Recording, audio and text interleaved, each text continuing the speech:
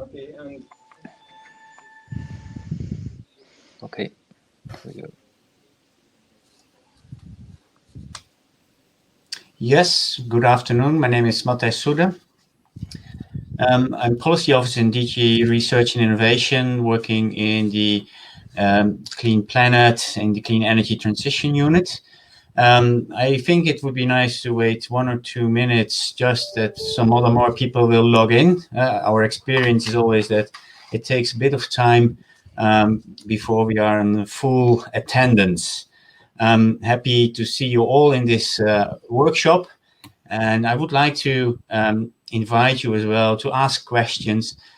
We are limited in time, but we will record all the questions and try to come up with a Q&A list later on as well, if there is no chance to answer all the questions. Let's wait for 1 minute more, and then we will start with the presentations.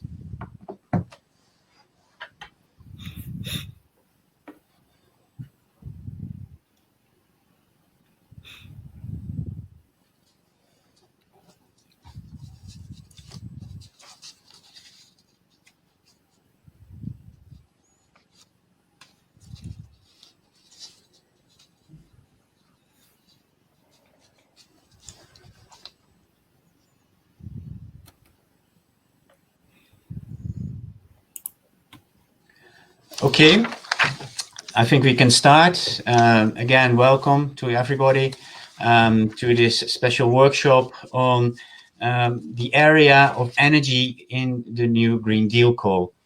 In a session earlier this afternoon, you could hear our director, John Bell, speaking about the importance of the Green Deal and why it is so important to invest in that, and why research and innovation has to be done to reach the targets of 2050. There are several areas, there are several parallel workshops today. This session on energy will present 3 different topics for this Green Deal call. The first one is on land-based and offshore renewables, which have to make Europe climate neutral. The second one is on the electrolyzer, the ambition to build a 100 megawatt electrolyzer for hydrogen production. And the third one is on cooperation with Africa in the energy field. The first topic, in fact, are 2 subtopics, land-based and offshore. For that reason, this one will be split in 2 presentations. And I would like to give now the first speaker the floor, and that is my colleague, Piero De Bonis. Please, Piero, can you start? Thank you, Matthijs. Good afternoon, everybody. I'm also from the unit Clean Energy Transition, same unit where Matthijs works. I'm now going to guide you through the first subtopic of topic 2.1. The main assumption, which is a starting point for topic 2.1, is that land-based and offshore renewables must become the main energy source to make Europe climate neutral. And this has to happen while ensuring stability and resilience of the energy system. A number of main policies are in the picture here: the Clean Planet for All communication, the Strategic Energy Technology Plan, the new Circular Economy Strategy, and the Sustainable Development Goals. All these are framing in a way the context for this topic. Very important, I can mention this at the start, you have to explicitly mention in your application which subtopic you are addressing. Now, we can go to the, as I was saying, to the specific subtopic 1 of topic 2.1. And subtopic 1 is about the development of land-based renewable energy technologies and their integration into the energy system. The link already there shows to you where you can find this topic in the funding and tenders opportunities portal. These are, of course, Horizon 2020 topics. So we have the usual distribution in specific challenge, scope, and expected impacts.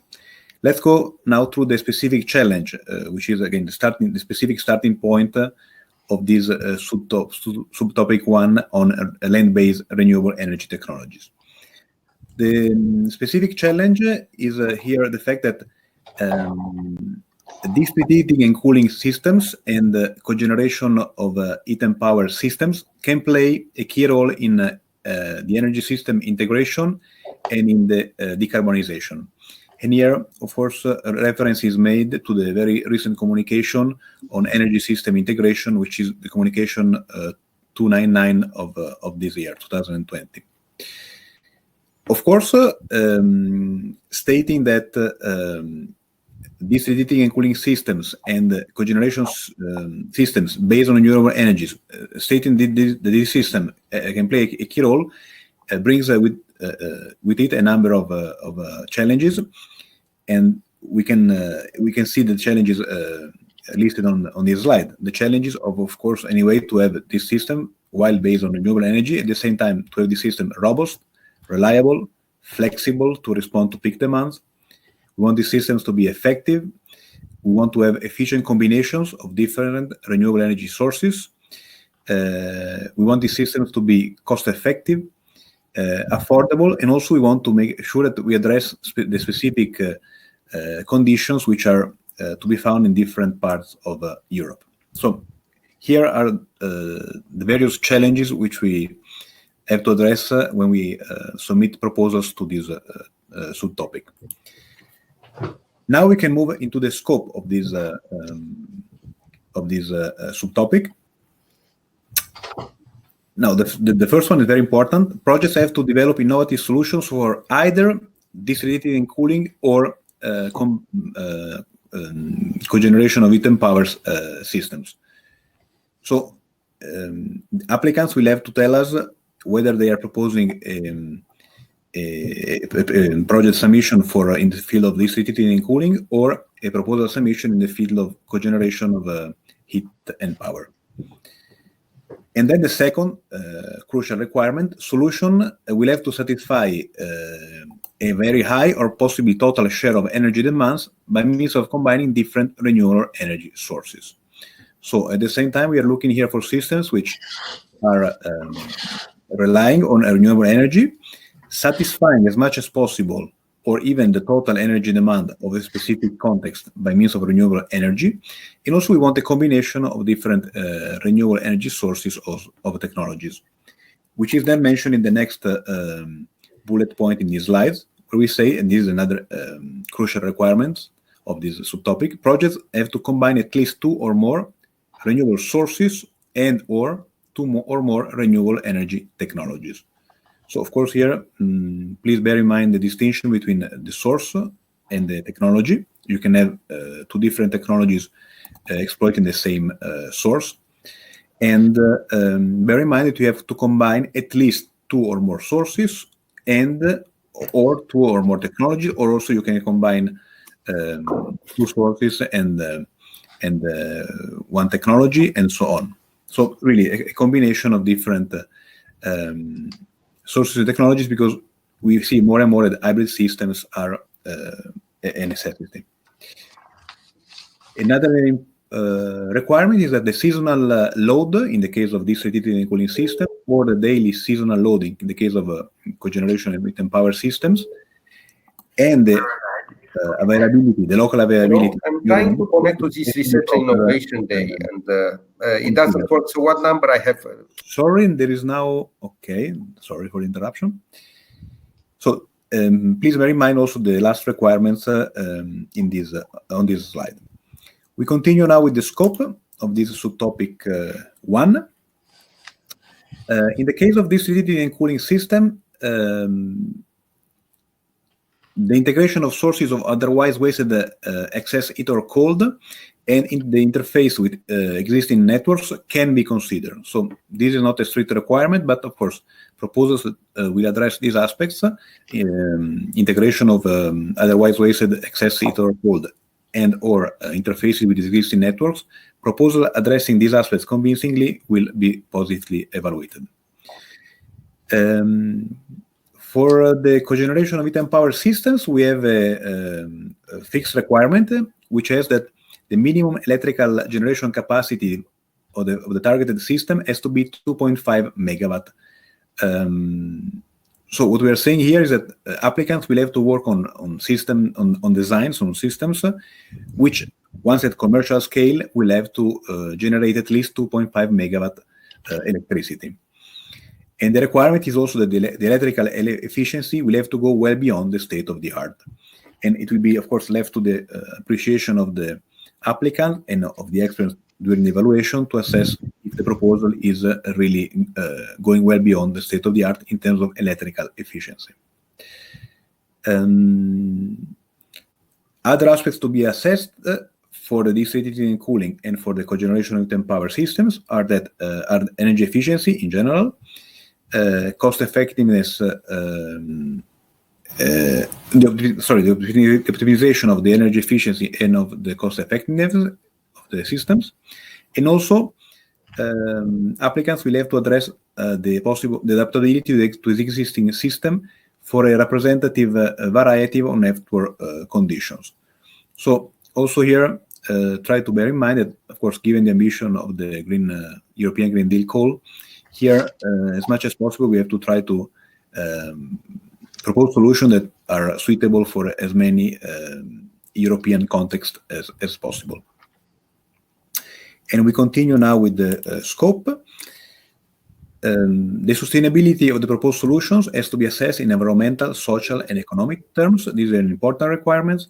We are now no longer looking simply for renewable energy generation. We also want to make sure that the new solutions proposed, which are based on renewable energy, are also sustainable. And when we say sustainability, we mean an encompassing definition for sustainability that is in terms of in environmental, social, and economic terms. And also an important requirement that the final user requirements has to be properly taken into account. We can now move to the expected impact. So all these aspects which I've just mentioned are the scope, and the subtopic, as I said, is about district heating and cooling system and cogeneration of heat and power systems based on renewables. So some of the requirements apply only to one of these two category systems. The applicants will have to be careful in addressing exactly the aspects that we want them to address for these two categories of systems. The expected impacts that we want to see from such from the proposals from such systems based on renewables, the expected impacts are, of course, a reduction of greenhouse gas emissions, a reduction of air pollutants emissions, and, of course, a reduction of the use of fossil fuels. In general, we want to see that these systems, district heating and cooling system and the cogeneration of heat and power systems, based on, of course, what we are saying here, onshore renewable energy, so land-based systems. We want to see systems which are designed to be adaptive and scalable according to the energy demand.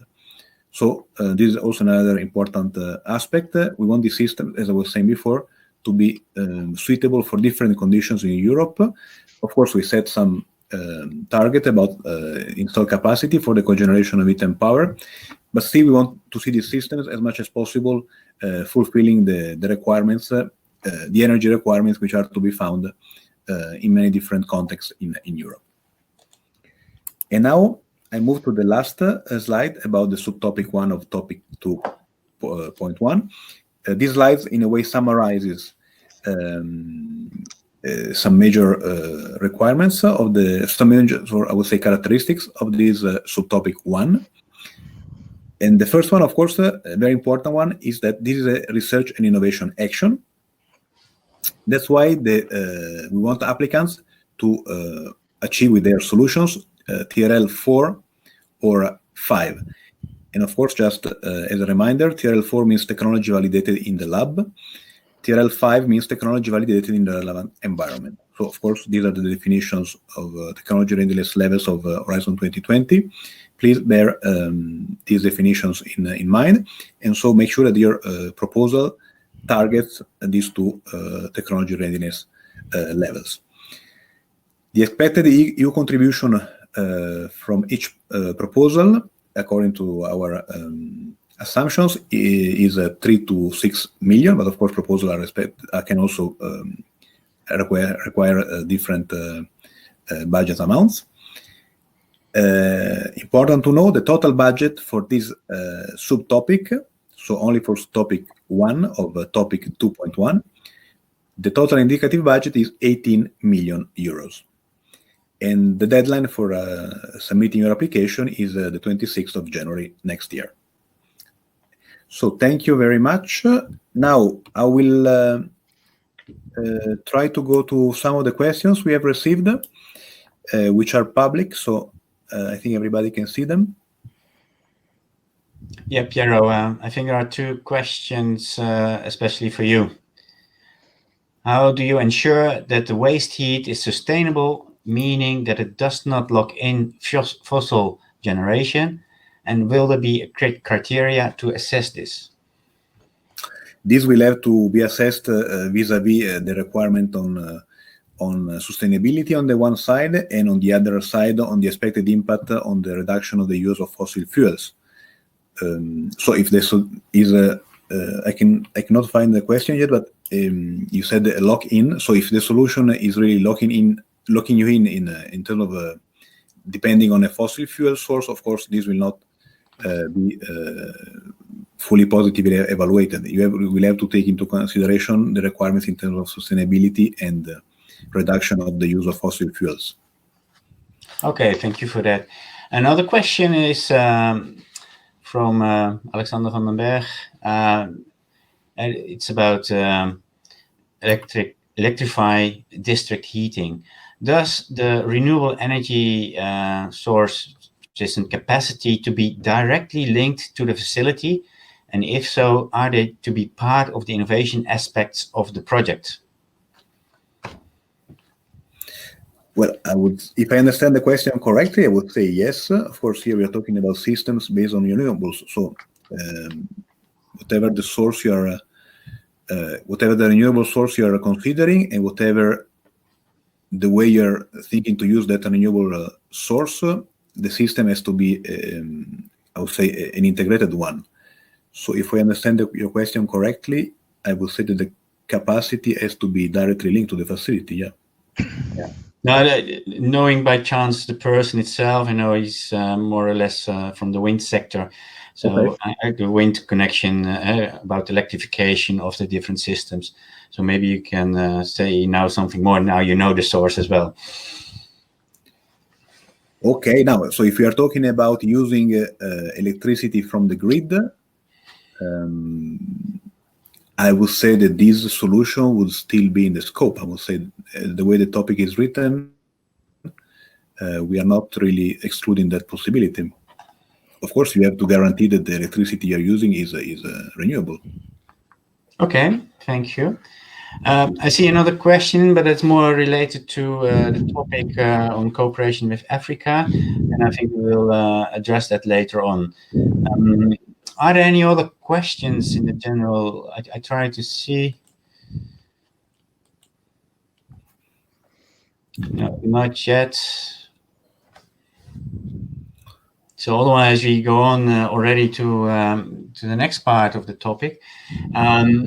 If later on questions are popping up about this topic at the end of this session, we will have maybe some more time, and then we can see differently from who has to address the questions. But there is still some time at the end of the session. There was a question as well if the presentations will be available. Of course, we will. The session is recorded, and it will be published on the internet as well, together with the PowerPoints. I cannot say exactly which address yet. That will be sorted out, I think, at the end of the day or at the end of the conference. But don't worry. Well, I think of course, as I mentioned, the topics are available in our Funding and Tender Opportunities portal. No, exactly. And that is the most important source, and which I always say, it's a bit of the Bible. What is written there, that is what you have to read very carefully, because that is leading. What you see in the PowerPoints is a kind of a summary, and we try to explain the things, but you really have to read the full text always by yourself to get the full understanding. What are the issues? What is requested? What is the challenge? Should be in the scope? I think it's very important for everybody. Anyway, I brought up again the slide where you can find the link to the Funding and Tender Opportunities portal page where you can find this topic. Yeah. Okay. Let's move on then to the second subtopic in this part, and that is the offshore. I think I can change it by myself. We have to go to this one, and that's a demonstration of innovative technologies to enable future large-scale deployment of offshore renewable energy. I think it's a very important one. And the challenge is, in fact, to build out the offshore renewable energy needs and to ensure as well the cost efficiency, fostering a green economy and protecting the environment and the biodiversity. Build out of offshore renewable energy, then your question may be, okay, what does it mean? The offshore, it's at sea. We know the offshore wind farms maybe already at sea. You see them sometimes already, especially in the North Sea. And at the moment, there is around 22 gigawatts of offshore wind energy capacity installed. And there are also already a few more demo activities on tidal or to capture the energy from the waves and the tides of the ocean. But we need also all this for the future. Seeing the ambition of 2050, that we have a full decarbonized system. So let's make use of the offshore energy. To build such a large system, when you go from 20 gigawatts to maybe in future 400 or 500 gigawatts, then you need as well a modern infrastructure. It's not so easy, of course, when you are working at sea. And it has to be fit for the future, for indeed the large capacities, which will be provided to the onshore land. What is important as well, at the moment, there are already most of the offshore capacity is around the North Sea, but also to make the resources from the Mediterranean, from the Black Sea, from the Baltic, the Atlantic. So really all the seas which are around Europe. And that's something which is, I think, challenging as well, because also of the different conditions which the seas have. What is then in the scope of this call, which we're thinking about? First of all, we're talking about a demonstration action, and we want to see new technologies to be demonstrated at sea. It's really, the sea is really a challenging, very hazardous environment, the salty water, the waves, the wind. It's not so easy to operate over there. So for that reason, the demonstration should be there, where it really wants to have to happen in the future. The first one, with some bullet points, and the first one is the offshore renewable energy power generation systems. We have, I was speaking already about offshore wind, but most of them are fixed bottom wind turbines. The North Sea is very shallow, but would it be possible to make use as well a bit more further offshore in deep sea, maybe up to 100 to 1,000 meters, and maybe you're going even to floating wind turbines. There are already a few demonstrators, but it is still in its first steps over here. Also to make use of wave, tidal, maybe as well floating solar systems are really part of the system of the future. The systems can be floating or fixed bottom, but it should be tested at sea. Important is when you generate it offshore, you have to bring, of course, the electricity onshore. And for that reason, we need a modern grid infrastructure. I will come back to it in the next slide. It is also possible that you address Power-to-X innovation innovative battery systems or storage systems offshore to increase the resilience of the systems. Because it might be that you have a bit of overproduction on very windy days or sunny days, and that you want to store the electricity produced and to bring it later on to shore. You have to build a resilient system which can provide day and night electricity to onshore to the users. So these are the bullet points. Regarding the grid infrastructure, you will see in the call text what kind of systems we are thinking about, and it's about the real-life demonstration of innovative DC, AC-DC hybrid systems, multi-vendor, multi-terminal HVDC systems, grid-forming converters, dioda rectifiers, multi-level converters, circuit breakers. And when you're a specialist in the field, well known with this terminology, but it's really about innovative systems for the infrastructure of the future. When you're going for floating systems, we were talking about wave energy or floating wind farms, maybe the combination. You need maybe as well floating gridding infrastructure partially, and then innovative dynamic inter-device, inter-array cables and connections are needed as well. So it is relatively an open topic. What we are thinking about in this demonstration actions, you have to comply with a couple of things. We want to make them successful. We want to be sure that it works, and it is not that easy at the sea. First of all, the innovative demonstration actions might be part of a larger project or can make already use of some existing infrastructure. There are some test sites. There are already things built, and it might be useful to make use of it, make it even a bit cheaper in the overall project cost. In the proposal, you should address as well the industrial design and manufacturing processes. It's about to build out to a large offshore system in the future. So would it be possible to have large-scale deployment later on? You have to address regulatory, market, and financial issues, because that's an important issue overall. To comply with all the regulatory frameworks which there are, working at sea, also respecting the environment and the life at sea, and also respecting other uses of the sea.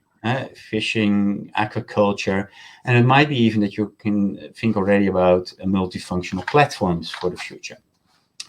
Marine spatial planning issues are one of the barriers in that, so you really have to address this in a proposal that you are saying, okay, we know where we're going to do the demonstration.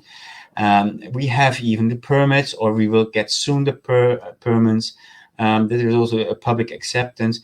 This has to be addressed in the proposal, because what we would like to see as well, that when the projects are starting, that within, after a quick start, some final design in a year time, that you really can deploy the innovative technologies, and that you're not blocked by financial issues or missing permits and all these kinds of things. So it's really something which has to be addressed in the proposal.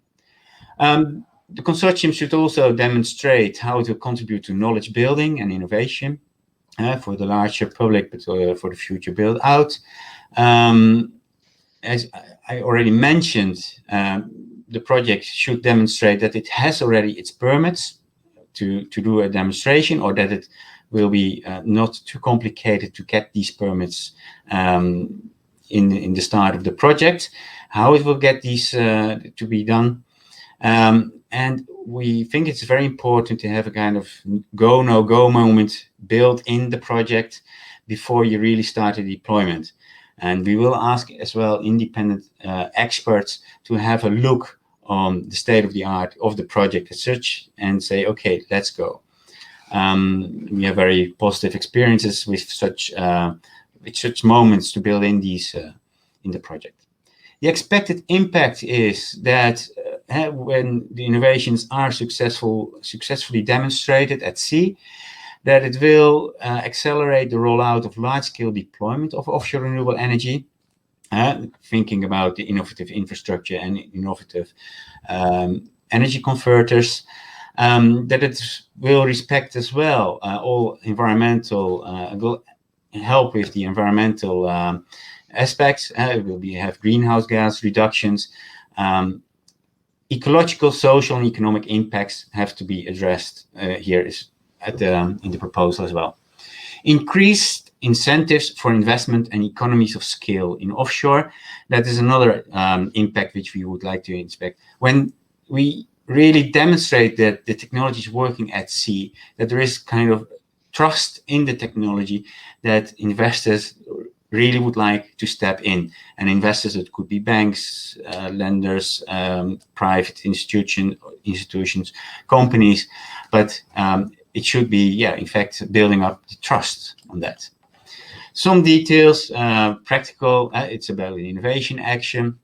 So you have to target technology readiness level of 7 in our Horizon 2020 system prototype demonstration and operation environment. Expected EU contribution for one project is between 20 to 35 million. Looking to the budget available, 68 million. So it means that we will fund around 2 to 3 larger projects. The deadline, important of course, 26th of January 2021, 5 o'clock Brussels time. You have seen that we have several bullet points. We really would like to fund a project which is on the offshore renewable generation systems, the first one, and also one on the infrastructure. The third bullet point on power to X, that is kind of an additional, you can combine it with one of the other two, but we really like to have offshore renewable energy power generating systems and the grid infrastructure in the final list of the topics.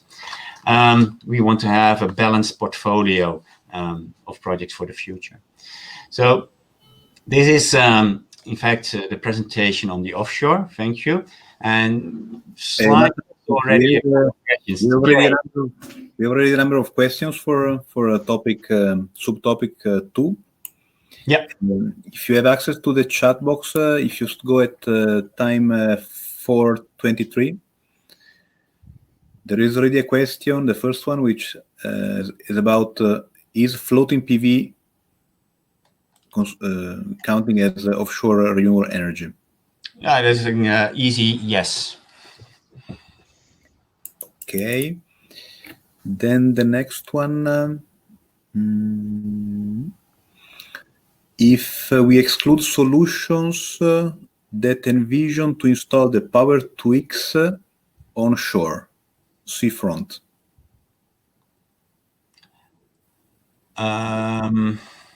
This is a question at 4:24. Yeah, what we really would like to see the things happening at sea.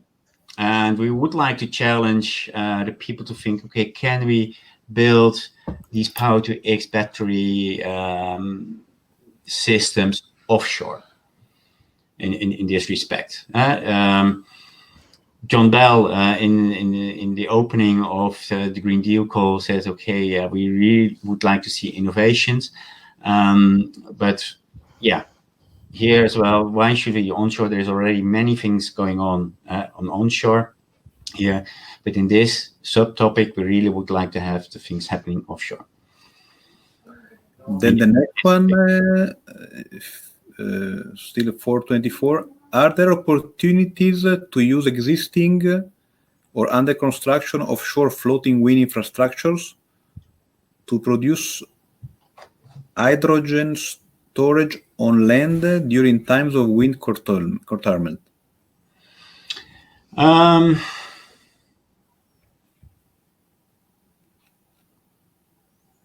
The floating wind infrastructure to produce hydrogen storage on land. But I said already, we would like to see the things happening offshore. Because as well with offshore wind, the production of the electricity will be a bit further offshore, and otherwise, anyway, the electricity will be brought by the grid. If it is too far away from the onshore, it might be useful then to produce the hydrogen maybe offshore. So it really, we would like to see it happening over there. That is challenging. Then the next question down, are we looking for hybrid, multi-technology solutions offshore? For example, combinations of PV plus wind or wind plus wave, or are purely wind solutions also acceptable? Yeah, both are acceptable. It's not, we are not asking for and, it is an or. So it's when you look to this is offshore renewable energy power generating systems. So and or you can combine the two to make even maybe the system more resilient, but it is also about innovative wind systems to make it more effective. One of the challenges is where looking at the text. To increase the reliability, to increase the efficiency, to really reduce the cost of the energy. So all these aspects which can have a large impact for a large-scale deployment for the future.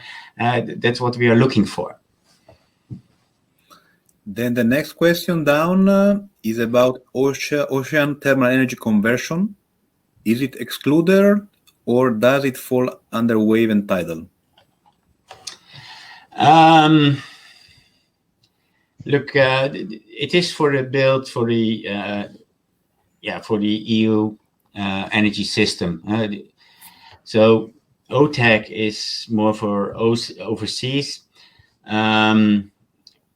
We, as most of the people know, we are working as well with the set plan that we are having a much more the focus on wave and tidal.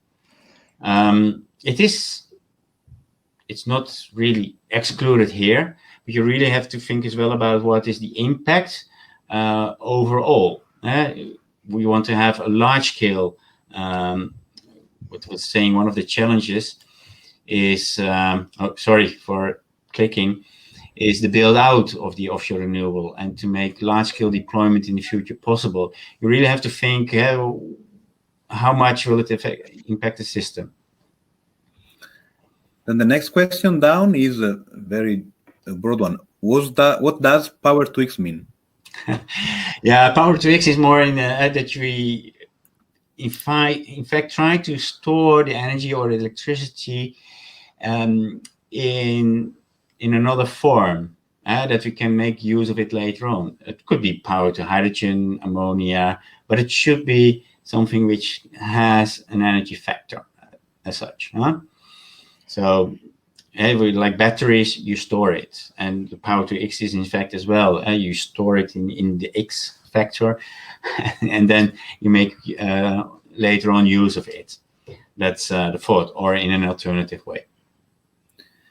Then the next question down is two questions. Okay, the first one is more like administrative. Since the subtopic mentions three possible technologies: ocean, wind, and floating PV. Does the Commission intend to fund one project per technology? No, it's not. We are looking for the best projects. We are saying we are looking at in the portfolio to have one project at least in the generating part and one at least in the infrastructure part. But it is not something like, okay, we want to have one here, one there, for the different systems. We like to see innovative things, and of course, and as you said as well, for demonstration projects, the impact is important. So the excellence of the project, the implementation, and the impact will be assessed by independent experts, and the best projects will be funded. And it might be 2 or maybe 3 wind, it might be as well 2 or 3 ocean or floating PV. No, we don't have a clear split 1-1-1. And the second part of the question is to what extent will the grid infrastructure be weighted in the evaluation of proposals that cover both power generation and grid infrastructure? They don't have a pro if they address both. We are saying one in that if there is a project which covers both and it is an excellent project and it is really ranking at the top, then it is okay for us. But we're really looking for the best. The combination of the two doesn't give any bonus. Let's say it like that. Then the next question down is how large is it? How large do we expect the technology deployed to be? And I think the person who is asking the question is saying we are considering something of moderate scale kilowatt that paves the way for larger scale megawatt.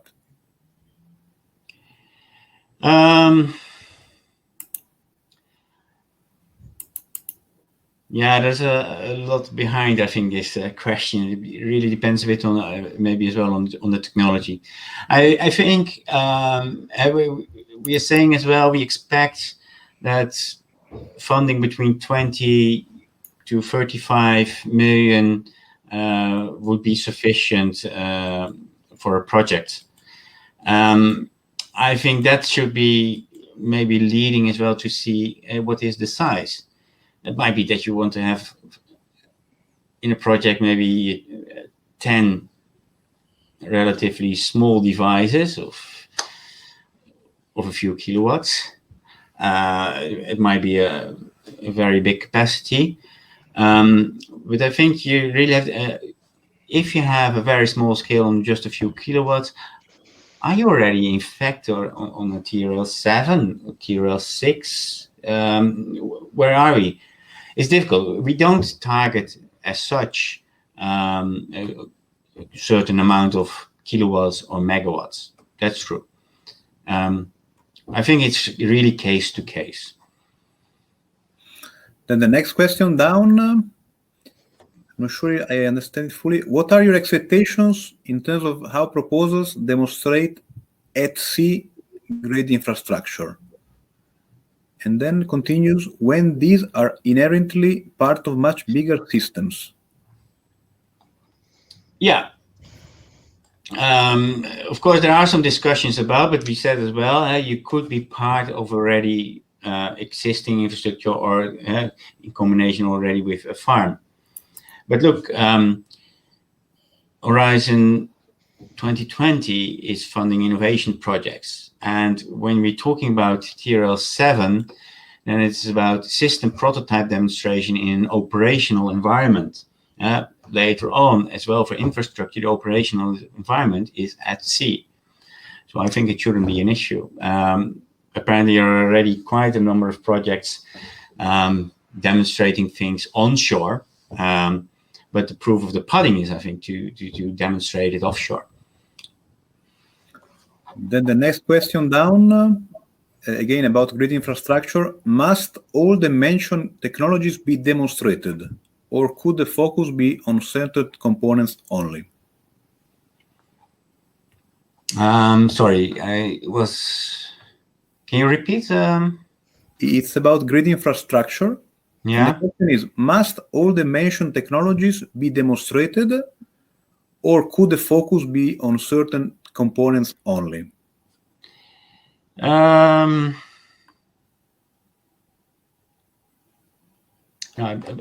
Personally, I'm not a specialist. I can get back to that. I will put it in the list. But I don't think it is needed to address all. But I would like to stall this question, and we will put it in frequently asked question reply, because I like to verify this with another colleague. Yes, the next question down, if I interpret correctly, I think it's for the subtopic 2.1.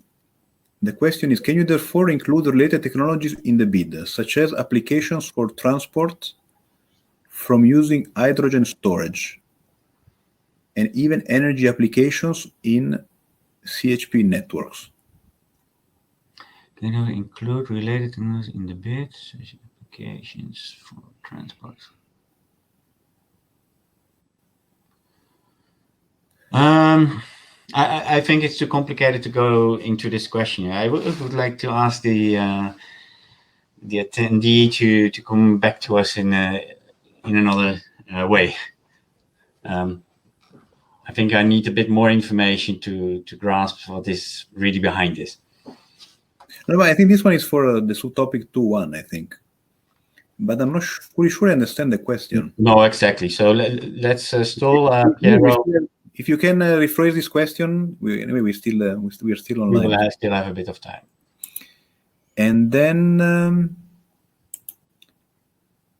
this is a question for subtopic 2.2. Must all aspects of the system be TRL 7 at the end?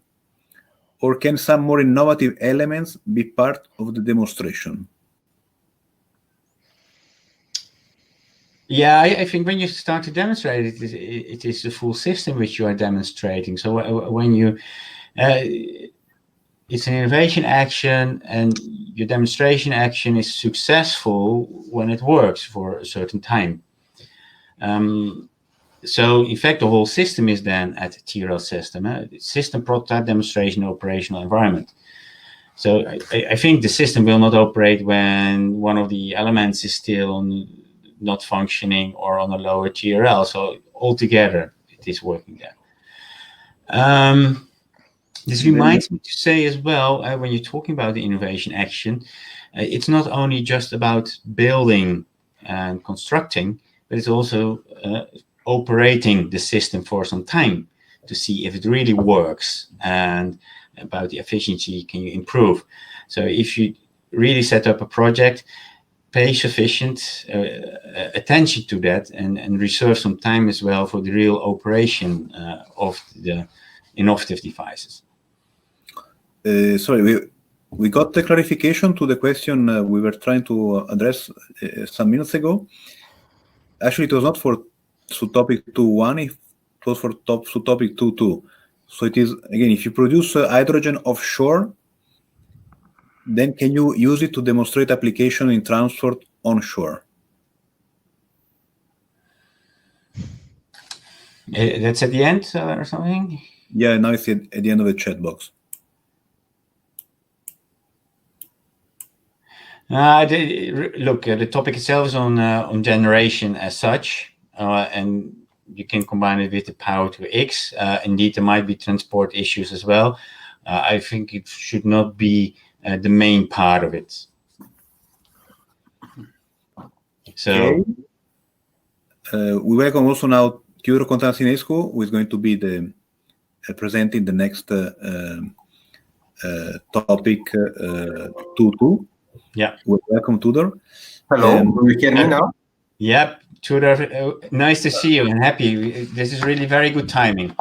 We will take 2 or 3 other questions, and then I think we can start with with your presentation, and at the end of the session, as I already told, when there is still sufficient time, we will go through the other questions. Maybe still 1 or 2 questions, Piero? Yeah, go back to the list. So this is a question at 4:35. Can we include other uses in situ systems, such as water desalination using the surplus energy? When I think about that, and look, we are power to X. One of the things which we are looking for to make the system a bit more resilient as well, and that you in a battery power to X, you store the energy to make of it to use it later on. When you go for desalination, it is really production of water. Look, the main focus of the topics is on the generation and on this power to X. Desalination is possible, but it's up to the expert to see how it really fits and if it's really very well in scope. And then there are the last one for now, and then we go to the next topic, I think. Piero? Yeah, the next 2 are about the same they're looking for more clarification about the go no go mechanism. Yeah. Does the go no go refer to the demonstration activities of the planned project? The project is. This is the first question, and the second one: how much time should applicants consider in the project implementation for the independent panel of experts to conclude their go no go decision?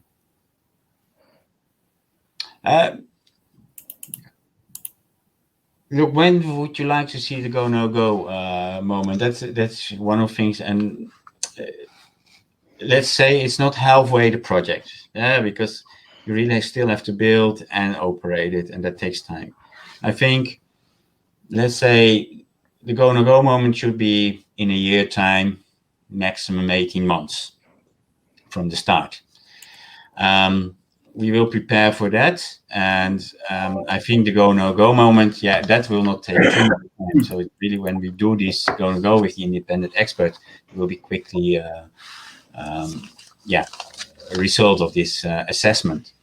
So the best would be to build it in, let's say, 12, really maximum 18 months after the start of the project.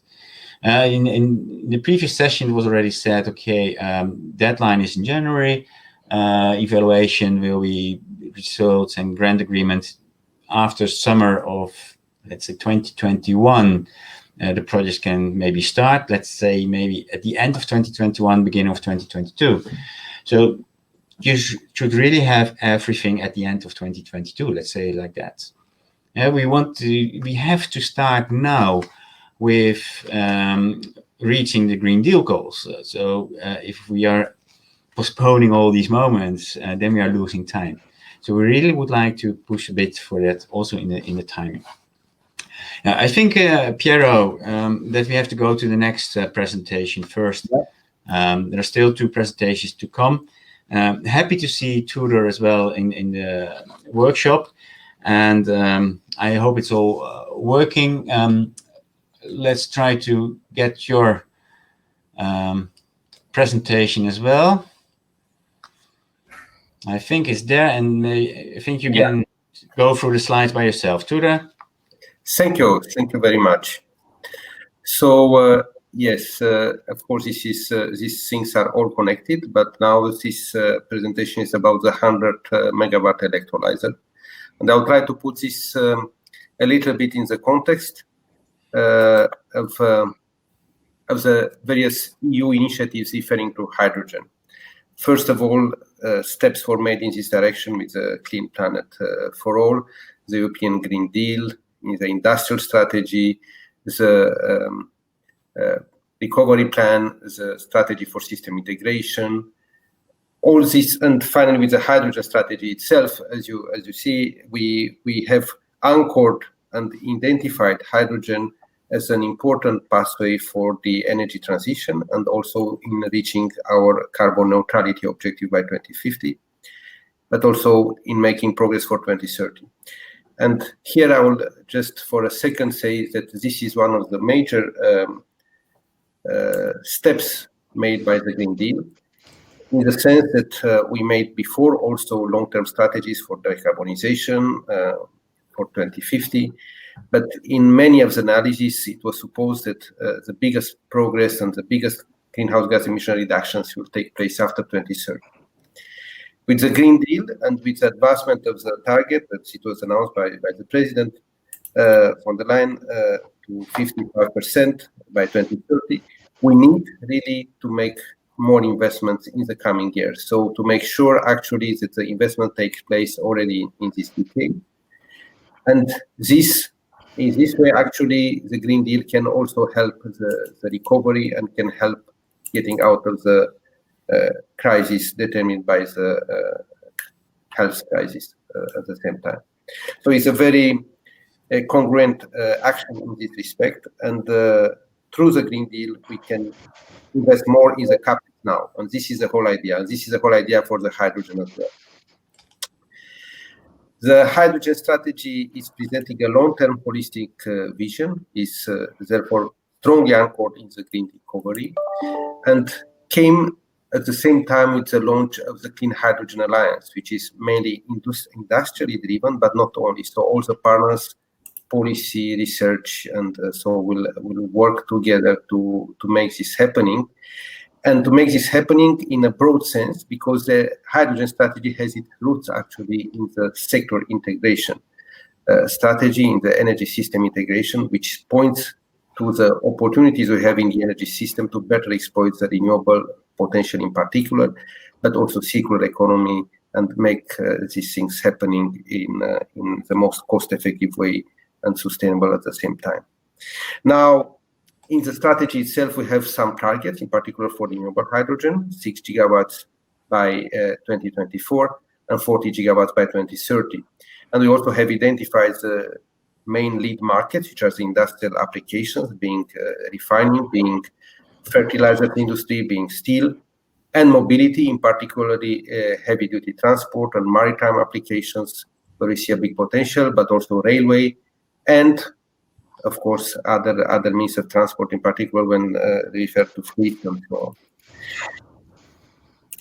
To get to this installed capacity of electrolyzers across Europe, one has to bear in mind that now we have not even 1 gigawatt in Europe.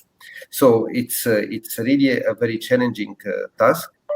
And I have to say that 10 years ago, when we started to do projects in a partnership, we have the fuel cells and hydrogen joint undertaking, electrolyzers for the scale of 10 kilowatts. So through this partnership, we succeeded to move last 2 years to 10 megawatts. And even to 20 megawatts now under construction. But if we want to go to the scale mentioned and to the scale where hydrogen can have a contribution to large-scale integration of renewables, the decarbonization of really big economic sectors in the economy, then we need to go really a step further. And it's not only a bigger scale, it's a lot of innovation in this respect, is tackling the challenges in respect of research, and therefore this 100 megawatt electrolyzer proposal. Speaking about investments, it's very important for the future and for the coming period, for the next decade. We need really to, and for 2050, to invest a lot, to invest in electrolyzers and renewable hydrogen production about 24 to 42 billion euros by 2030. And this is not enough. In fact, to have these electrolyzers, we need to have the renewables. And the investment in renewables is even bigger, so it's significantly bigger. And then we need to invest also in infrastructure. We need to invest in the end-use sectors, which I have mentioned, and some illustrations are here. So it's really big upscaling, but to have this big upscaling, again, we need to have the tools. We need to have the electrolyzers at a scale where we can start to deploy them.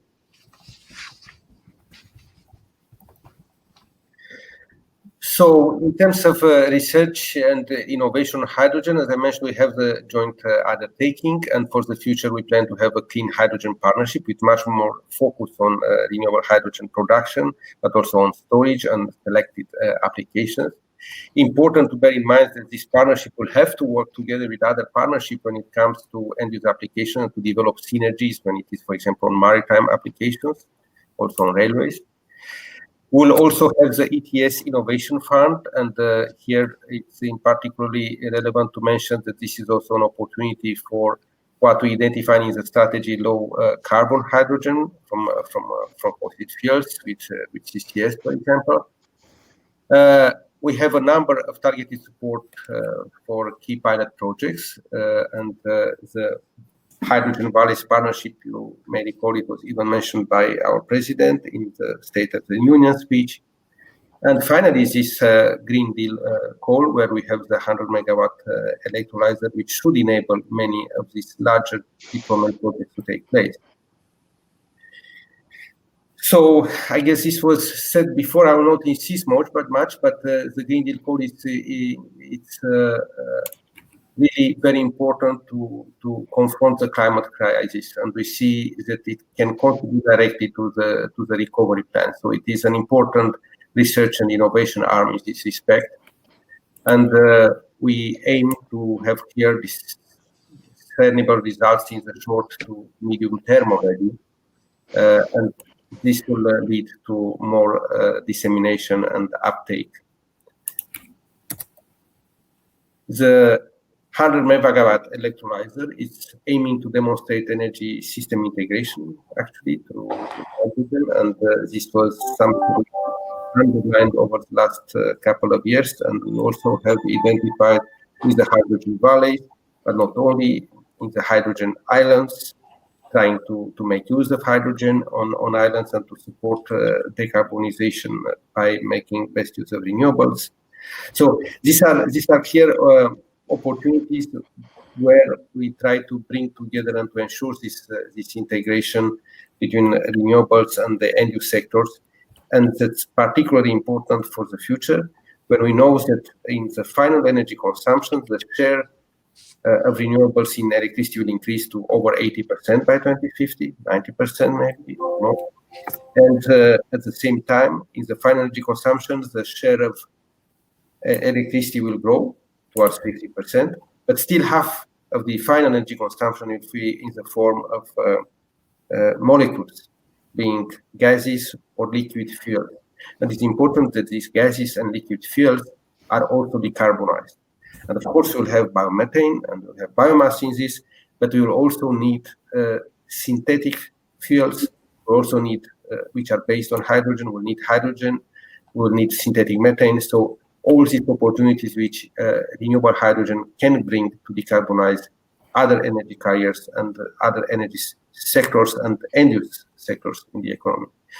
So in terms of added value and challenge, then it's really going to support this climate neutrality objective.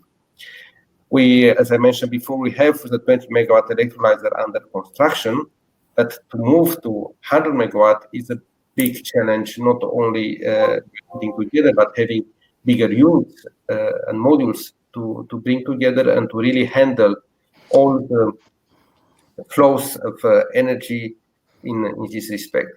The funding rate is 50% for this goal, and we envisage 25 to 30 million euro per project, and 2 projects can be financed. In fact, ideal would be 1 alkaline and 1 PEM electrolyzer.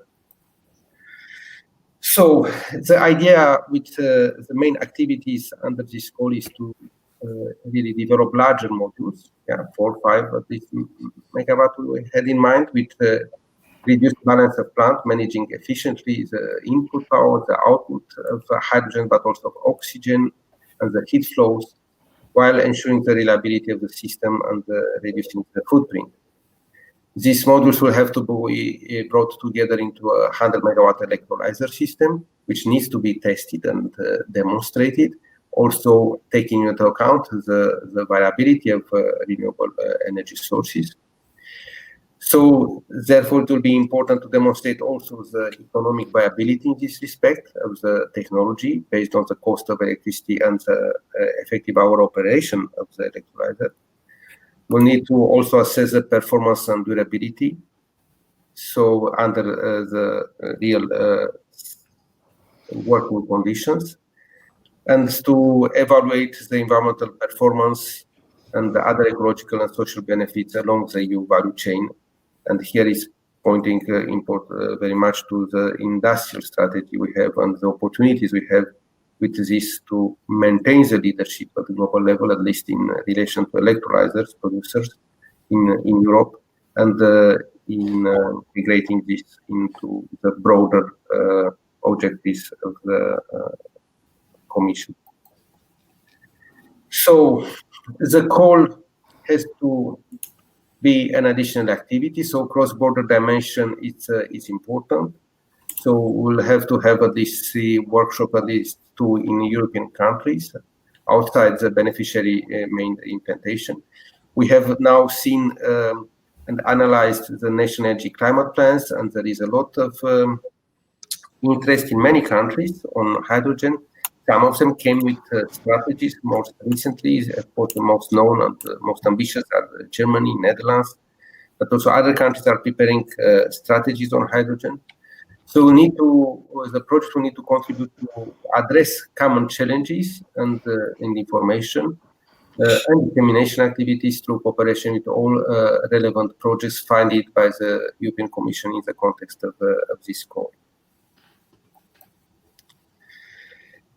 In terms of targeted impact for the call, I would mention here that we aim to have the European industry able to develop it, that's clear, and developing the entire value chain, also in line with industrial policy objectives. To increase the efficiency of the electrolyzers and to actually reduce energy consumption for both alkaline and PEM electrolyzers, to increase the current density for, again, both of them, and increase the delivery pressure for hydrogen, and through these higher current densities and through the larger modules, de facto to succeed to reduce the plant footprint, carbon footprint by 30%.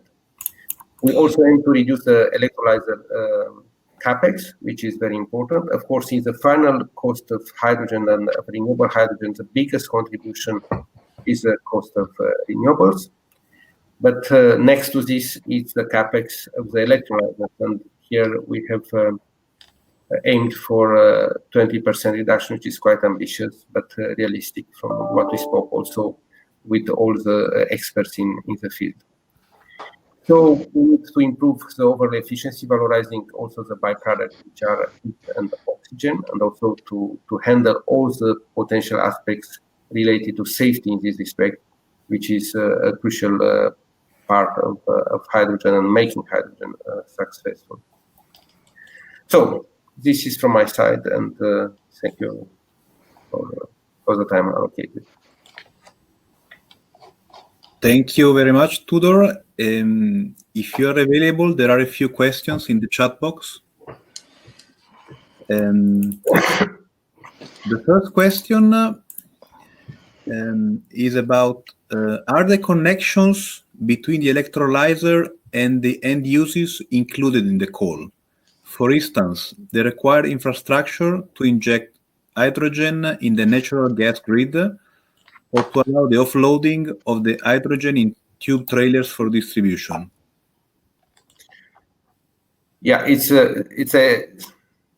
I have to check this, but I think the electrolyzers, yes, it has to be up to the point of delivery. Now, definitely not the work on the gas grid, and not, because I see a question here, of course, not to pay for the renewables. This is not part of the project. But the link to the renewables, from the electrolyzers towards the renewables and to the delivery of hydrogen should be foreseen in the project, of course, to make use of the hydrogen and to test it. Then there is a question, somebody I think also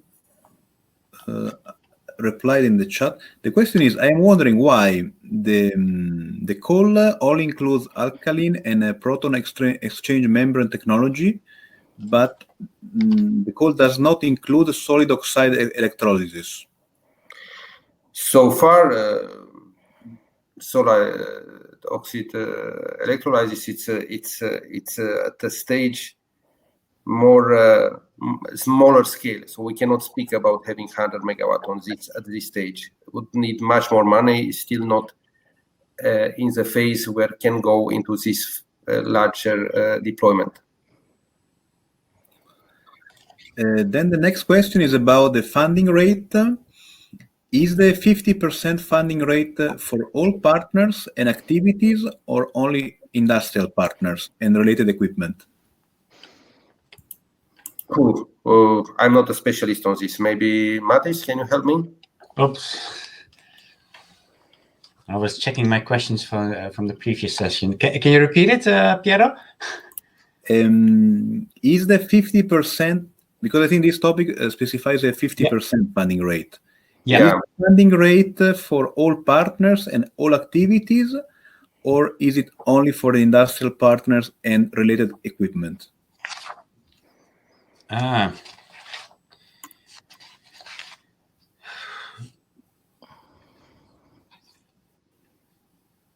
just having a check of the work. In the meantime, maybe I will go with the next question, Tudor. Yeah. This is a question about the source of electricity.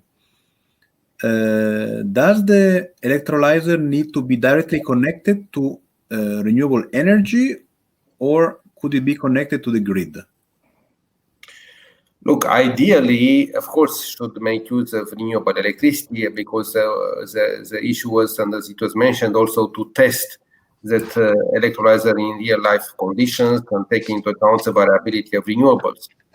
So this is the ideal case. Now we have to see if, otherwise how this can be simulated, and still make sure that there is a form of guaranteeing that some of that electricity which will be used will be mainly renewable based electricity.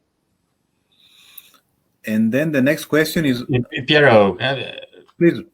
Getting back to your previous question, the 50%, when I read the text, it looks like it is 50% for the whole project. For the whole project, no? This is what which means that it is for all the different partners, and that you don't have this rule in the offshore that 70% overall and 100% for non-profit organizations. So it's 50% for all. Thank you, Matthijs. And to the next question, so is it expected that the renewable energy plant is part of the project? We don't pay for the renewable plant in any case. So this is something which should exist separately. So it's not covered by the project. It's not envisaged to be part of the project. It would be not sufficient yet. Then the next question is about the innovations on the electrolyzer side. Is it expected to have 4 to 5 megawatt modules, or yes, should it be a decision on the original equipment manufacturer side? Sorry, can you repeat? Or should it be a decision on the OEM side?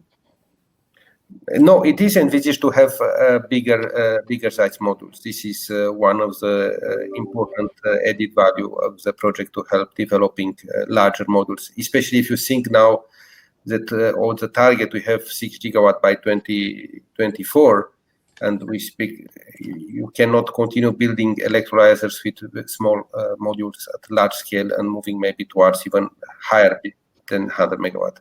So hundreds of megawatts towards even gigawatt maybe by 2030.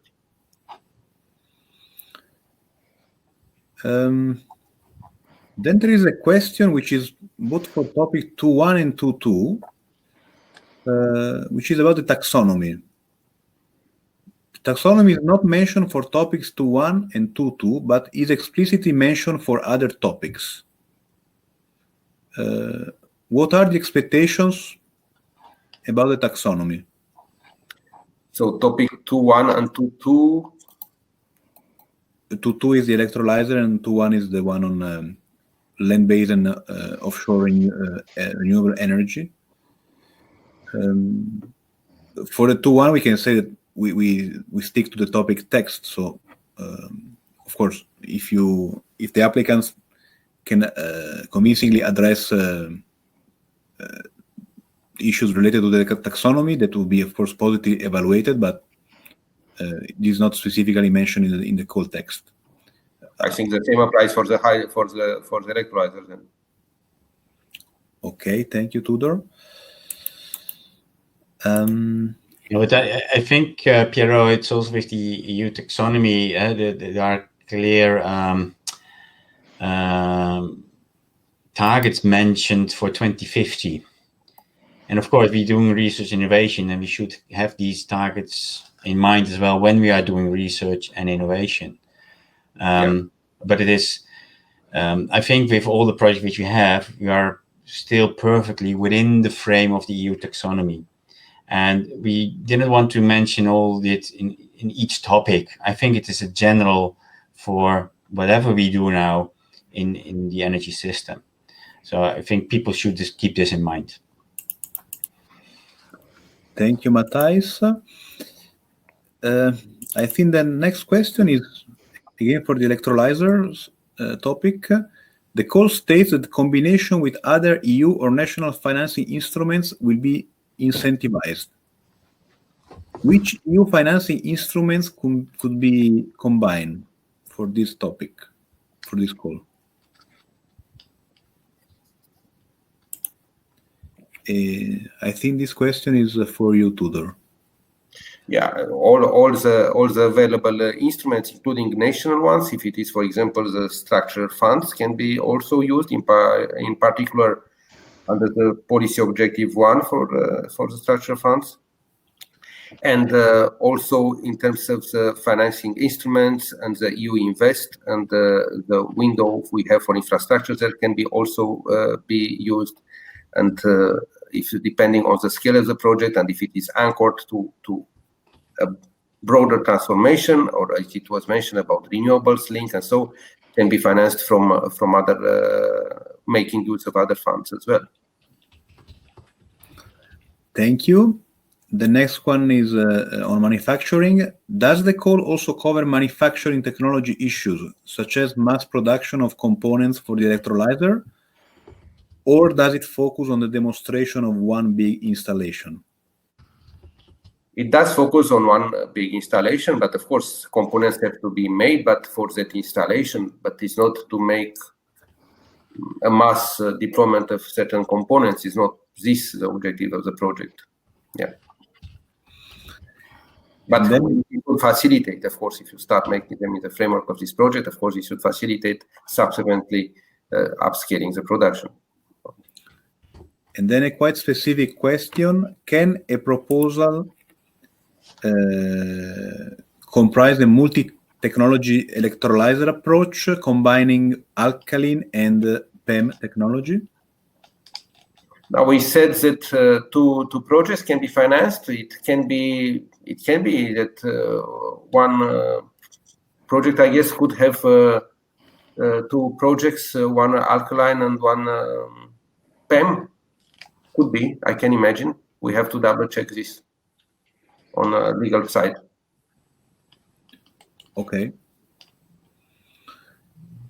Okay, thank you, Tudor. There are no further questions now on topic 2.2. Matthias has addressed another questions on the funding rates. Yeah, exactly. We will verify it, of course, with the financial legal, but it's up to me 50% for all. Yeah. If there are no questions now, we maybe there will pop up a few in the next minutes. But I think it's time to go to the last presenter, to Philippe. He's already waiting more than an hour to present his part of this area too. So Philippe, please go on. Thank you, Tudor, for your presentation and answering. Thank you. Thank you very much. I will have to leave. Thank you. Thank you, Matthias. So when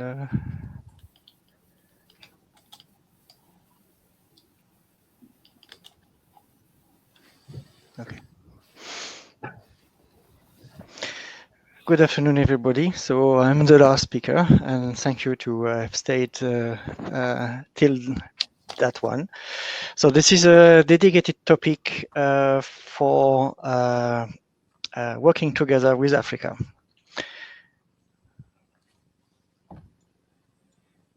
Yeah.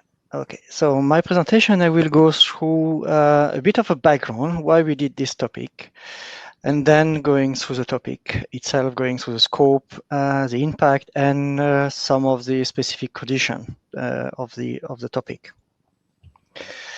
So we did this topic. You know, it's a long-term planning on our part.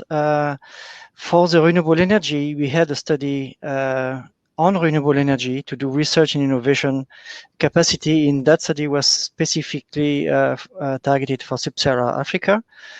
And the key conclusions of that study were that the EU can play a support role to promote economic development and improve access to energy, notably in rural areas, allowing to build on local capacity, and that a solid partnership can be established between Africa and EU for technology development, adaptation, and also technology transfer. And that will lead to a promotion of renewable energy technologies.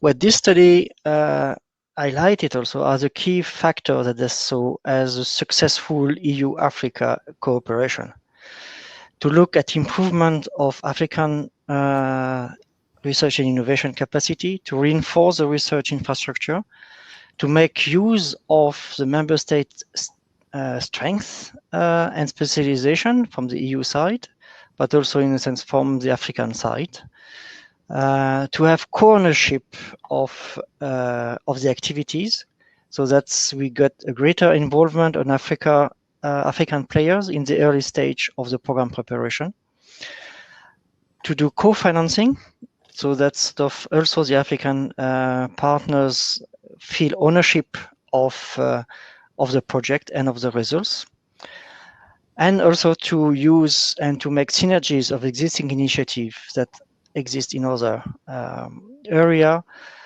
and finally to improve participation of private players. This is also built on an existing activity at a high level between the African Union and the European Union, where we have a running high-level policy dialogue on science, technology, and innovation.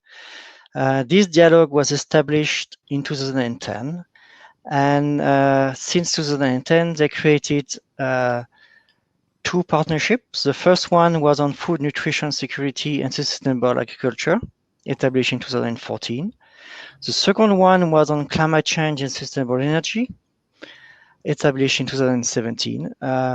A new one has been established, in fact, this year on innovation. What the activity of this topic is falling under the second partnership on climate change and sustainable energy. And on that, a co-design roadmap was established, focusing on 2 actions, on climate action for adaptation and mitigation, and on sustainable energy, focusing on 2 issues, on renewable energy and on energy efficiency. The topics that we have in the Green Deal focus on sustainable energy, and therefore address those 2 points, renewable energy and energy efficiency. And lastly, it is important also to remember that at very high level, the Commission, the European Union, published a communication at the beginning of this year, in March, an EU-Africa towards a comprehensive strategy with Africa. And to quote our president, she said that today's strategy with Africa is a roadmap to move forward and to bring our partnership to the next level. Africa is the European Union natural partner and neighbor, and together we can build a more prosperous and a more peaceful and more sustainable future for all. And the partnership we are looking for the green transition and energy access. And Africa has a huge potential for renewable energy. So therefore, on our way, what we want to do with Africa, and I think it's what the title is, we want to work with Africa. We're not working for Africa, we're working with Africa in renewable and energy research and innovation, and to have therefore solutions that will contribute to fight against climate change, that will increase access to energy, in particular from renewable sustainable energy sources, that will increase local renewable energy generation capacity, that will adapt the current technologies that exist in European condition to African condition, and put it to the local socioeconomic and environmental condition, and also to look at developing new renewable energy technologies and to support their market uptake measure. So as part of the activities that we are doing, we have launched in the last work program for 2020 a topic that the project in fact got selected in July, and it is expected to start in 2021, early 21, on a long-term EU-Africa partnership for research and innovation actions in the field, in the area of renewable energies, where the objective of that project is to build local communities capacities, and promoting research, including applied research, and to be a pillar of development of sustainable energy in Africa, to contribute substantially to technology take-up, to strengthen the market position of involved European institution, obviously, but also of African institution. And the scope is really to bring together national funding agencies and research organizations from EU and African states. This project, the successful project, as I say, is in fact mentioned in the topic, and it will be also a focus of activity, and we will, and I will explain later, why we are putting him as a focus. Just for your information, this project has a 96 partner, and half of them, more than half of them, are from Africa. I'm not asking you to have a demonstration project of 96. That is a management nightmare. So the topic that we have been putting it, and I'm sorry that the slide is in fact misleading. The or applies only to the second and the third bullet. So as a technology, the demonstration should be either on developing renewable energy sources, and that could include off-grid solution for communities, or integrating in existing energy system, or in energy efficiency.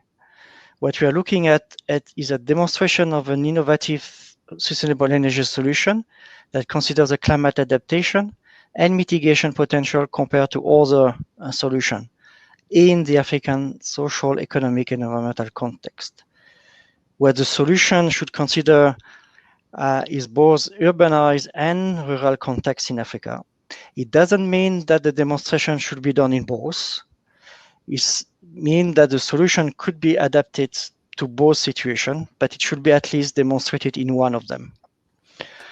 Also looking at the water, energy, food nexus, especially in certain area, water access is under strong stresses from the energy, because energy is using water, but also on the food. So there is a balance, so that water access is open, because water, for example, in sort of technology is needed for cleaning, like PV panels, or cooling water. But the same source of water is used for food production and for human use. So this is sort of the nexus, that's the solution should reduce the stress on this sort of nexus. The solution should provide sustainable energy access, both for electricity, could be cooking. We are looking at a solution that provides an improved health, economic wealth, and jobs. And so this is sort of the main focus of the topic. And I put it here what the action should, meaning that's what we expect to see in the proposal, and what the proposal is supposed to do. It's supposed to design, to construct, and operate a demonstration installation. So we have to see a demonstration being built and operated.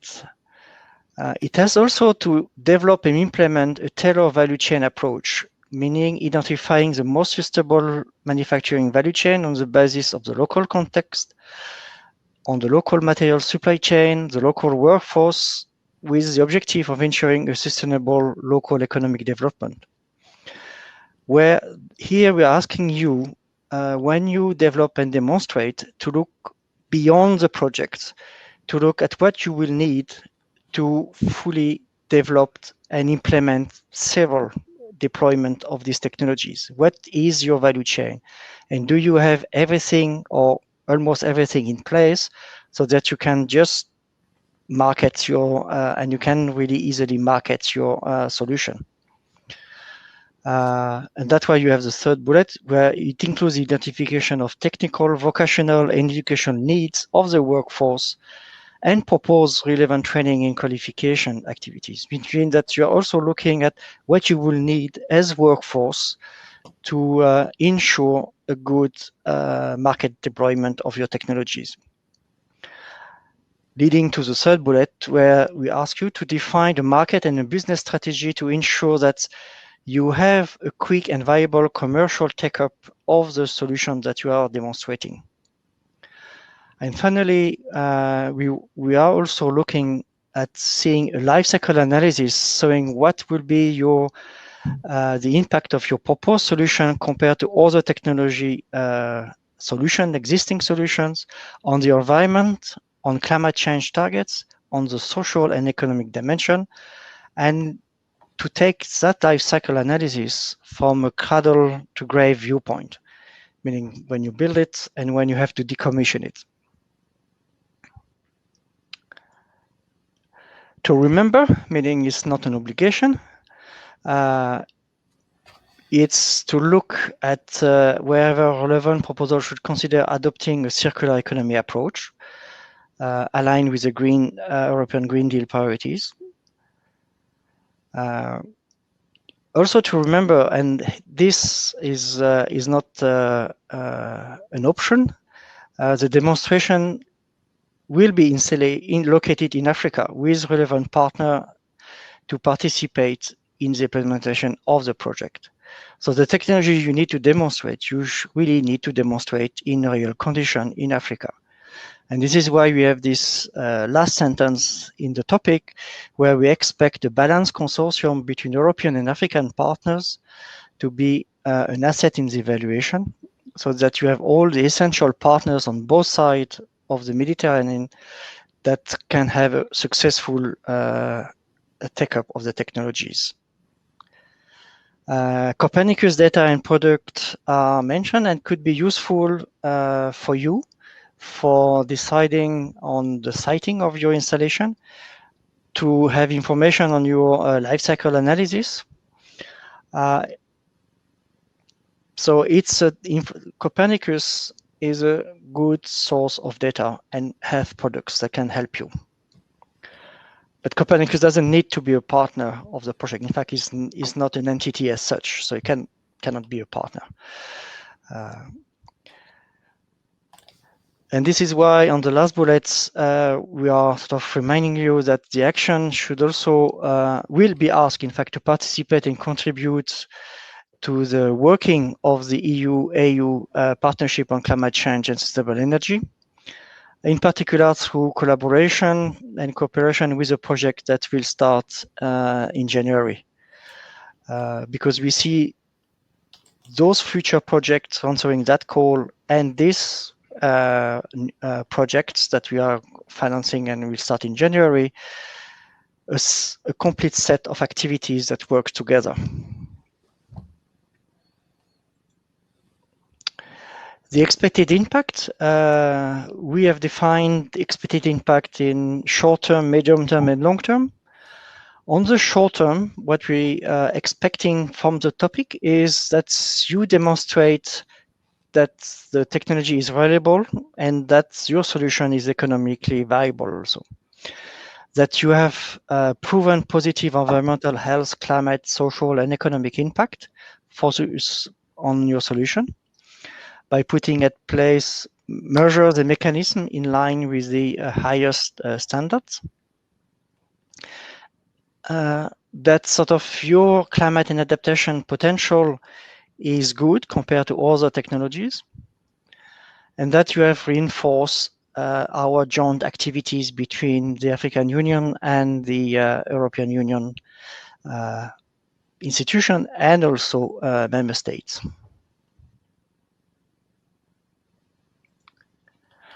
In the medium term, we are expecting that the solutions that you will have demonstrated will create new market opportunities for both European and African companies on the African continent, that will allow technology updates in the African continent and will accelerate the achievement of the African continent targets of the Paris Agreement. On the longer term, we are looking at an economic growth and job creation on both EU and African countries. And in addition, we expect that the solution will contribute to all those lists of sustainable development goals. That tells you that energy is impacting a lot of activities in the social environment in our world, not only 7, which is the SDG for energy.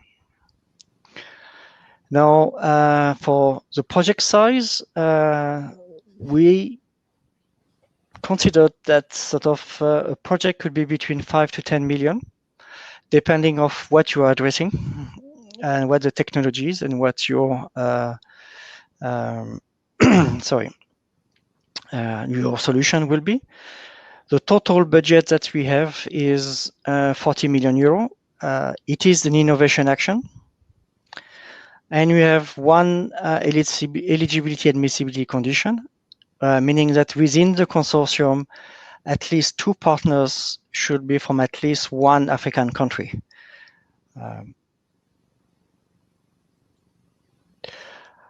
I put here the link that you will find also in the topic on in our participant portal, which are the reference documents on the comprehensive strategy for Africa, on our EU-AU high-level policy dialogue, on the Africa-Europe Alliance, and also on Copernicus.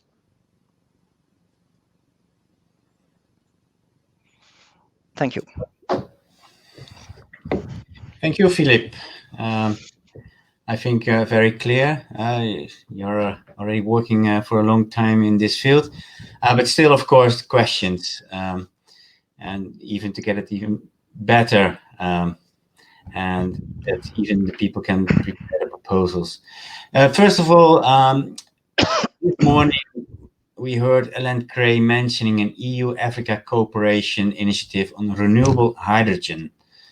Does the Commission categorize renewable hydrogen technologies, electrolyzers, as a renewable or sustainable energy technology in this topic, or neither? Well, hydrogen is not a renewable energy. This is our position. So we are looking at renewable energy. So producing using sort of the, all the renewable, which is the sun, the wind, the earth, or the ocean, and that will produce renewable energy. And we are, hydrogen, electrolyzer hydrogen is not part of this solution in this topic. Okay, thank you. Don't forget the geothermal as well, I think, for Africa.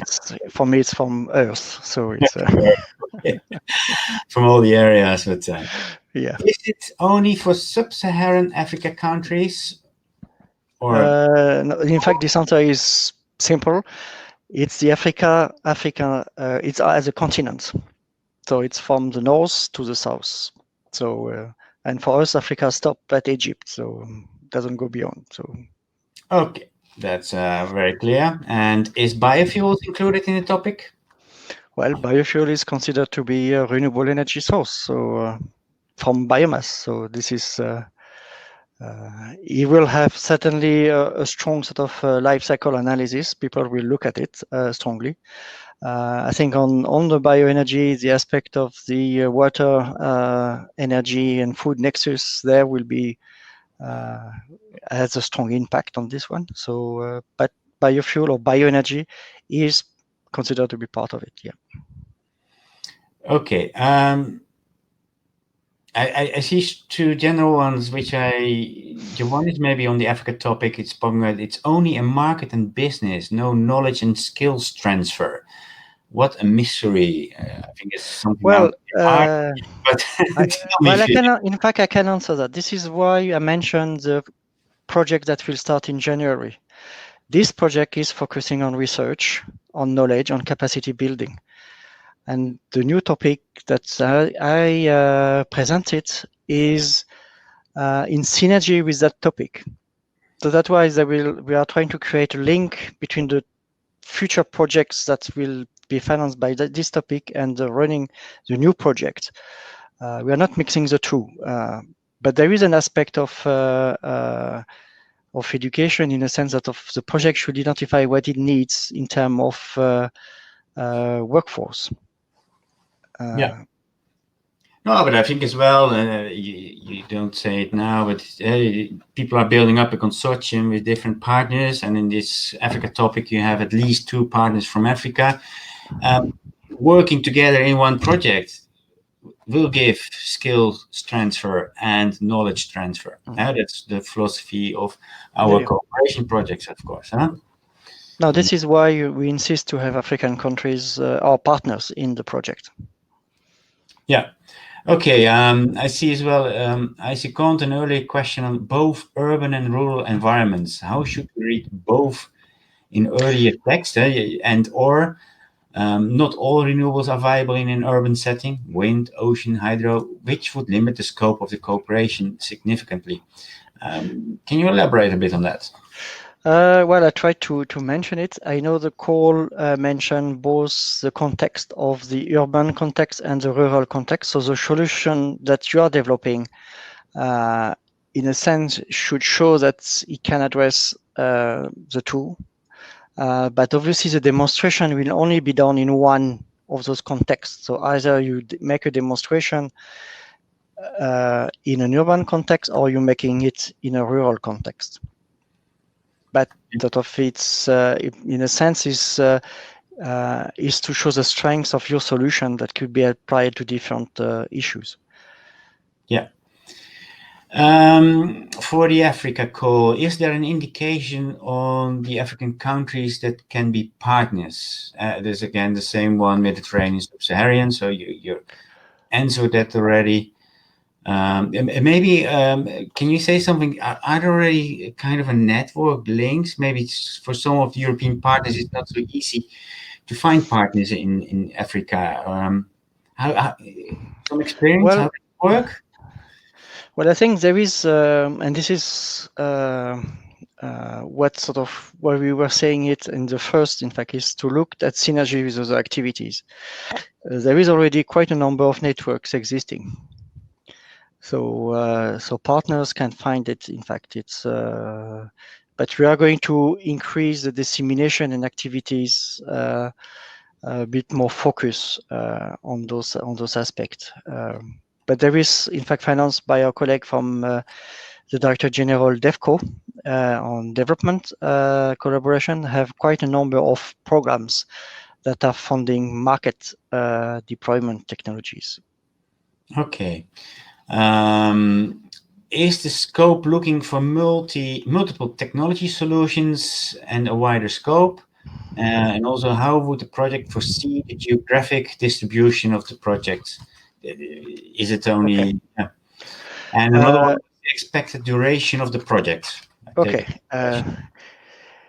Well, on the type of the technologies is your choice. I think this is why we are looking at renewable energy solution. You could have a single renewable source, or it could be a combination of different renewable energy together.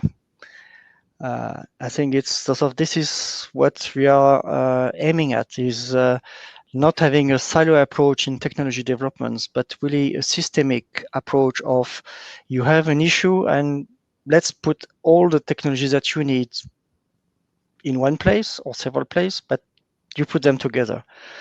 On the geographical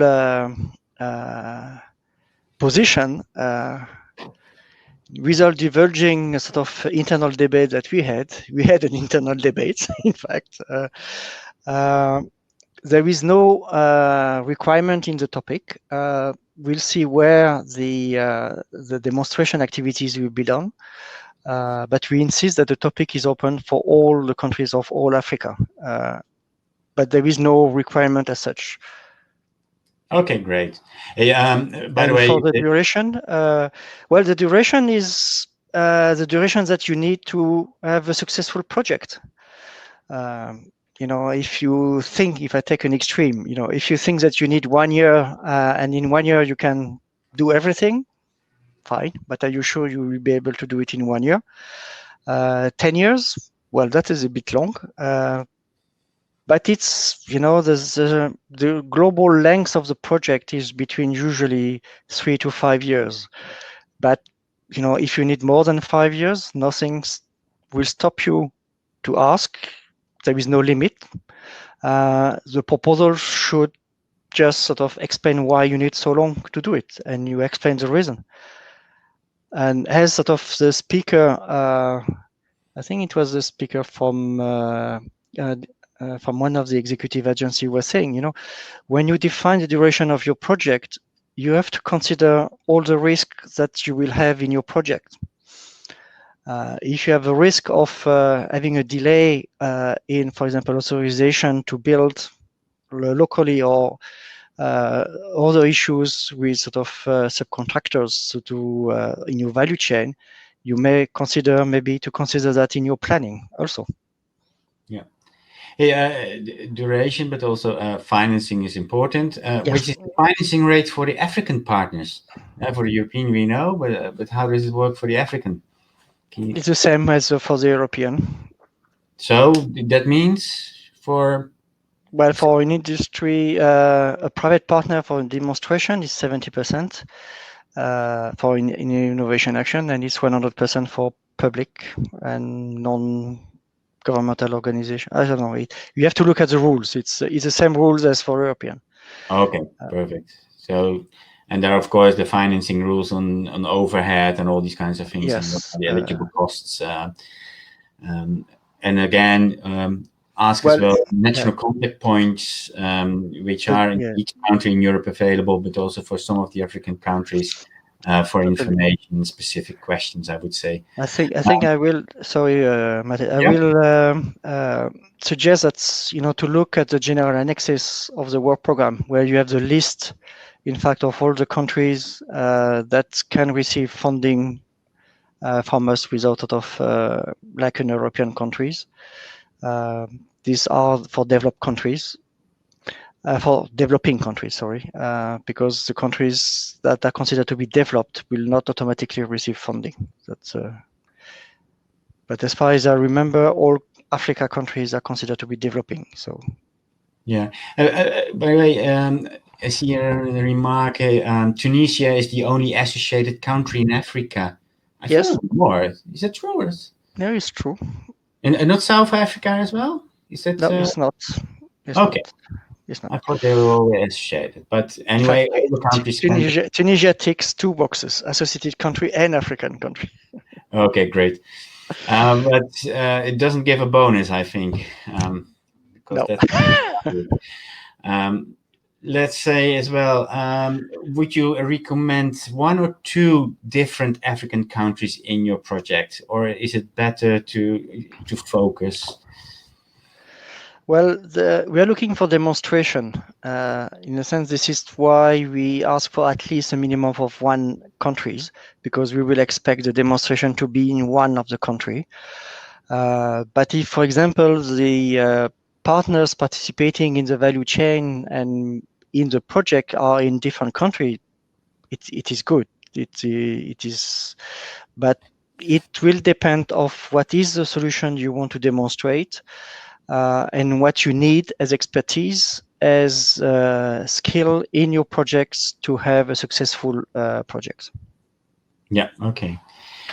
I'm going through the list. So the solution should apply to off-grid and on-grid? So should... No. It's an option. It can be either off-grid or on-grid. Okay. So it's really an option. Yes. Again, with the Africa, what kind of collaboration with the project to be funded would you recommend? And that is it in combination with topic LCSC3G85 2020. Well, we put this sentence for the project, in fact, to consider that the people may be invited to project meetings, to discussion meetings, to workshops that we will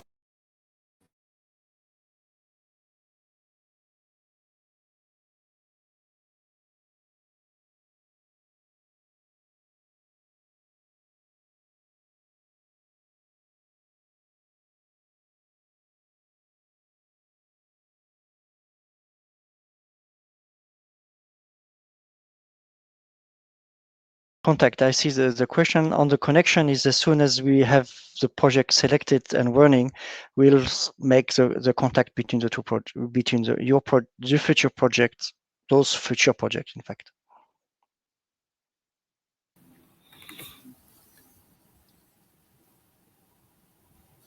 Philippe, maybe you want to repeat what you have just said because you were.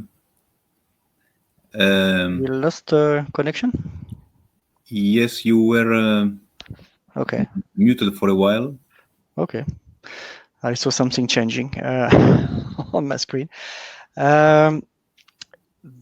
The connection with the future projects that I mentioned, the more focused research projects, will be in fact only exchange researchers, participation of on workshops or meetings, this kind of participation. Okay, are we still there? Yeah, we are still there. I don't know what happened there. Okay. So this is sort of the level. It's more sort of, I would say, the consortium will have to foresee possibly travel cost or travel and time for participating in meetings and possibly exchange of some information. We will make the contact between this project and the future on all those future projects together. So this is how the connection between the project will be made.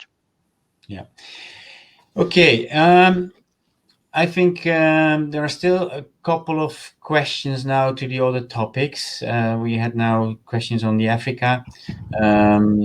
Tudor unfortunately had to leave. No, there was a question on topic 2.2. Yeah. That project will have to include end users of the hydrogen. And I just quickly check with Tudor, and he refers to a slide which says that the electrolyzer will have to be assembled, tested, and demonstrated in real life condition, supplying renewable hydrogen to a commercial industrial application. So this is where the need to involve the final users is explained. Yeah. Okay. Very good. I know that some questions are still on my topic, so yes, I will. The first one is this one. Will Power-to-X storage solutions be seen as a plus for the evaluation? No, it's not that you get automatically a bonus for that. It's the same like the power generation and infrastructure to have as well the third one addressed. Look, if you start a project, it should be a sound project. It should be credible. Don't do things which are a bit out of reach just to get more points or whatever. No, all the projects will be seen as the same, and we are not looking like, hey, this has this, and this, and it will get bonus points. It will not work like that. People critically look to the excellence, to how it will be implemented, and to the impact which it will create. That is what you have to all together make happen. Very quick, I see the question as well. Can the demonstration take place in small islands? Yep. Yeah, why not? Or around, I think. That's. But yeah, you think about what kind of impact. Do we have a minimum electrical generation capacity of targeted system as for subtopic 1? No, it is not a minimum, but yeah, it should have impact. There is the balance. And for the proposal evaluation, does the integration of different technologies include also hybrid systems of hybrids? Hybrids will need to be combined with additional solutions to be eligible. This may be applicable to both subtopics. Maybe you first, Piero, because I know that there is a bit more on hybrid. Yeah, I remember that question. in the case of subtopic 2.1, of course, we are asking, as I said before, for combinations of sources or technologies. So I interpret here hybrid as something already combining sources or technologies. So per se, that should be perfectly in the scope and contributing to addressing the scope of subtopic 2.1. Yeah. And should it be hybrid to be eligible? I don't think it is an eligibility criterion. They should not be hybrid necessarily, no. Okay.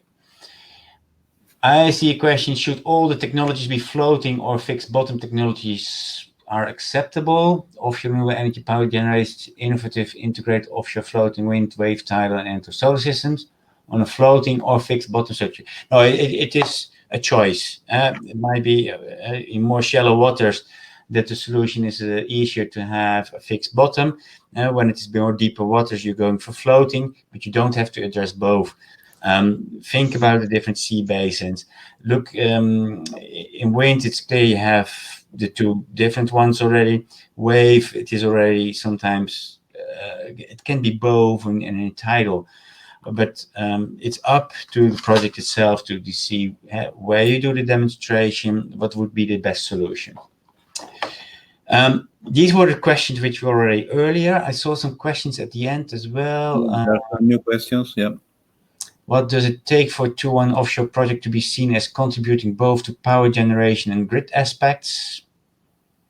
I think that's very particular, but that means as well that you put innovative elements which are mentioned in the grid infrastructure, these HVDC, multi-converter, that you address this, including as well innovative aspects in the power generation.